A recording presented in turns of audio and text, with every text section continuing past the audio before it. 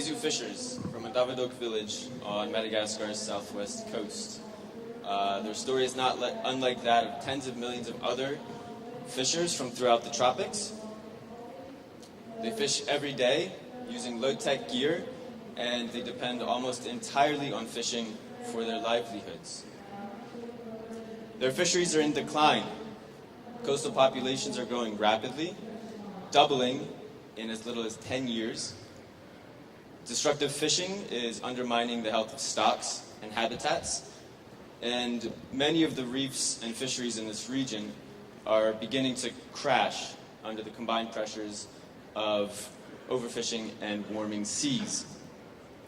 The Vesu are well aware of this problem. Over the past decade, local management has taken off along Madagascar's southwest coast as part of a movement to rebuild local fisheries. These members of the Velindriek Fishers Association work together to plan marine reserves. Their association brings together about 10,000 people from 25 coastal villages on Madagascar's southwest coast, and they created one of Madagascar's first locally managed marine areas. Their association is now working to formalize this area as an official marine protected area. Much of the management along Madagascar's southwest coast is focused on the traditional octopus fishery. Villages close agreed upon areas of octopus fishing grounds for about 3 months, allowing the octopus to increase in size. Commercial collection companies who purchase the octopus and export it to Europe support this model. They even offer a 15% price premium for octopus on opening days. This fishery is now moving towards MSC certification, the Marine Stewardship Council. If successful, it will be the first small-scale African fishery to have obtained MSC certification. The collection companies are strongly in support of this process. A handful of villages have built upon this temporary closure model and established permanent marine reserves aimed at rebuilding fish populations. Many more have said they would like to, but with no alternatives to fishing, they simply can't. These are juvenile sea cucumbers.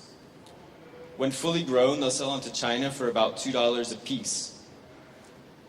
Fishers in the village of Ndaviduk can remember as recently as 2 decades ago that you could fill your canoe to the gunnels with sea cucumbers in just a couple hours of fishing.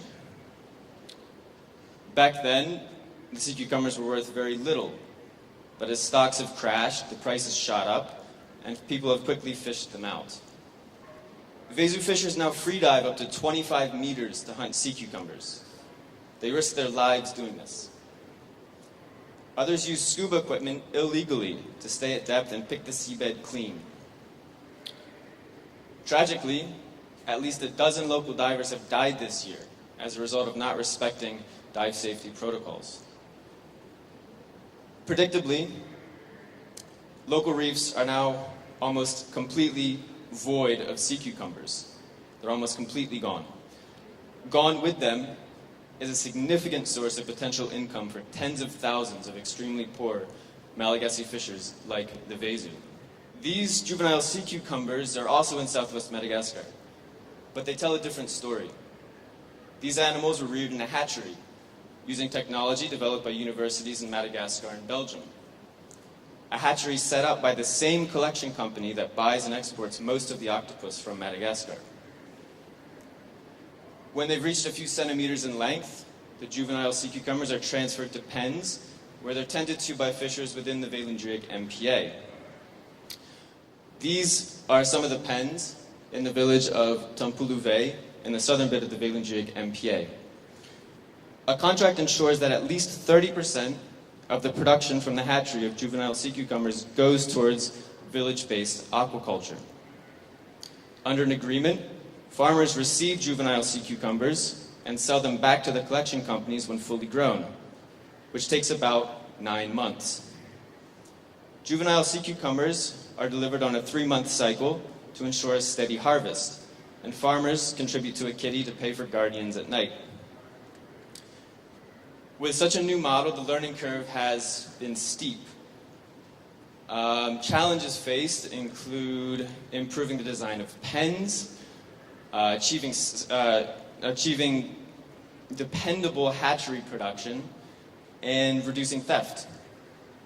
Since 2011, seaweed aquaculture has also been developing in the Velindrijk MPA alongside sea cucumber aquaculture, again supported by the same seafood collection company. Along with supporting the fisheries management efforts of the Velindrijk Association, my organization, Blue Ventures, plays a key technical support role in the seaweed and sea cucumber aquaculture program. We have a permanent field presence of technicians like Ziz Yen, who you see here, who work closely with farmers to improve productivity, proactively prevent disease, and help to resolve any conflicts that may arise. This role is transient. It's been agreed that as farmers gain skill and production increases, the collection company will take over this technical support role. Currently, we're working with about 400 farmers, half of whom are women. Average income is still low, but we're seeing some of the best farmers earn as much as $80 per month. That's 60% higher than Madagascar's minimum wage. I think that the message is clear for both seafood companies and traditional fishers in Madagascar. If they want to stay in the fisheries business and continue to be able to support their families, it's critical that they work together to rebuild local fisheries and develop new alternatives to fishing.